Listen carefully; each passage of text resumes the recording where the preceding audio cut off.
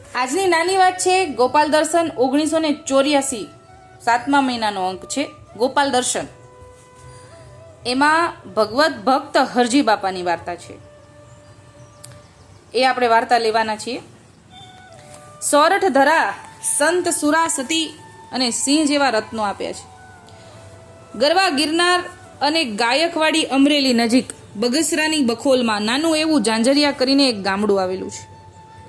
આ ગામની હરિયાળી ધરામાં ગામને છેડે એક જાજરમાન મકાનના પટાંગણમાં માટીના વાસણનો નિંભાળો આવેલો અને માટીના ગરિયા ખૂંદાઈ રહ્યા છે.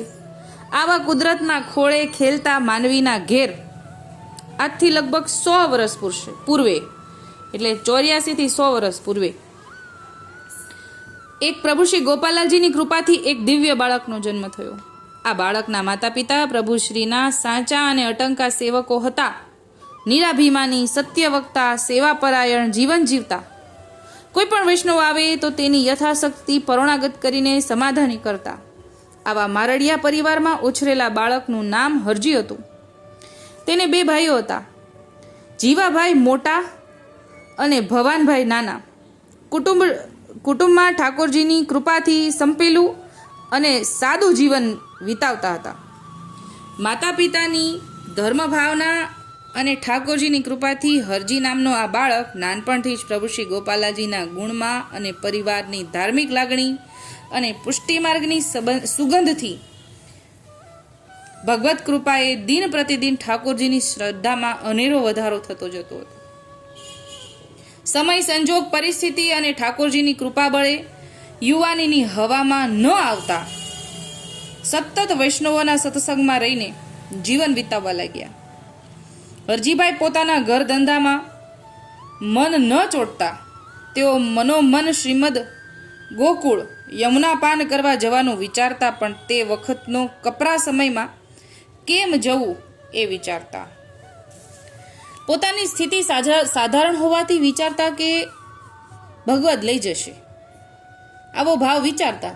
પોતાનું મન ધંધામાં નહીં લાગવાથી ભાઈઓએ વિચાર્યું કે હરજીને સંસારમાં રસ પડતો નથી, ખરેખર એના માટે કંઈક કરવું તો પડશે. પણ વિચારના અંતે તેમના વિવાહ કરી દેવામાં આવ્યા. કદાચ ઘરની જંજાળમાં રહેવાથી તેઓ ઘરકામમાં ઉપયોગી થશે, પણ જીવ ઊંચી સ્થિતિનો હોવાથી રસ ન રહ્યો.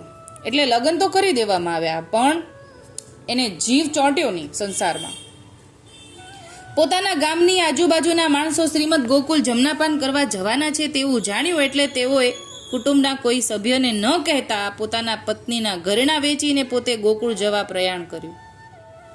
અને તે વખતના કપરા સમયમાં ડાંગ આહવાના ગાઢ જંગલોમાંથી પસાર થઈને પ્રભુશ્રીનું સ્મરણ કરતા કરતા અને જ્યાં સમય મળે ત્યાં સાથવો ધરીને પ્રસાદ લઈને ગોકુળ પહોંચી યમના પાન દર્શન કરીને 7-8 મહિને ઘરે ચાલીને આવ્યા.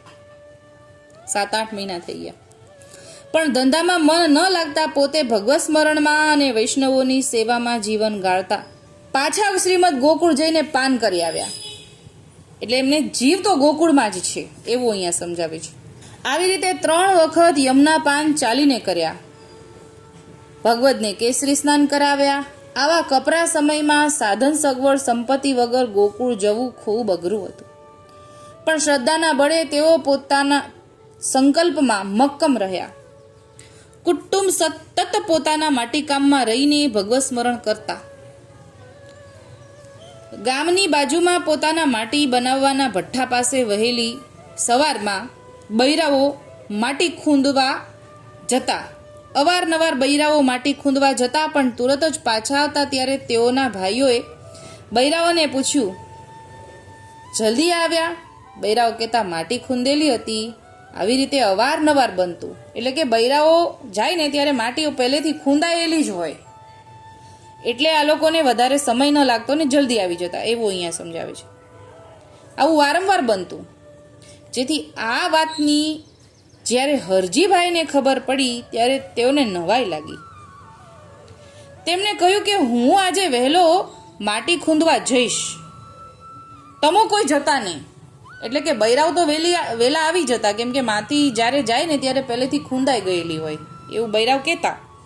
પણ હરજી બાપા કે હવે કે હું આજે જઈશ, વહેલો જઈશ, તમે કોઈ ન જાતા, એવું બૈરાવને ના પાડી.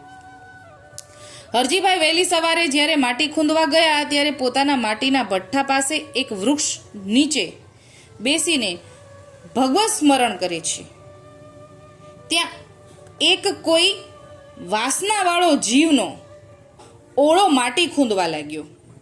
હરજીભાઈ નિહાળ્યું કે કોક તો માટી ખૂંદે છે. હરજીભાઈ કહે, અરે ભાઈ, તમે કોણ છો? શા માટે અમારા કામમાં મદદ કરી રહ્યા છો? એ જીવ કહેવા લાગ્યો કે મારે તમારું કામ કરવું છે.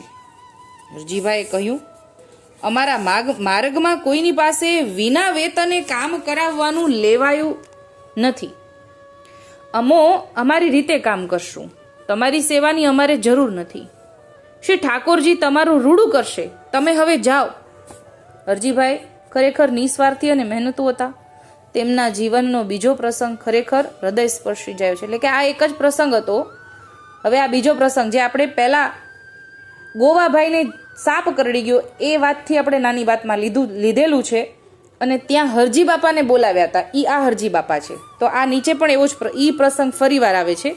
એટલે અનુસંધાને આપણે લઈ લઈએ.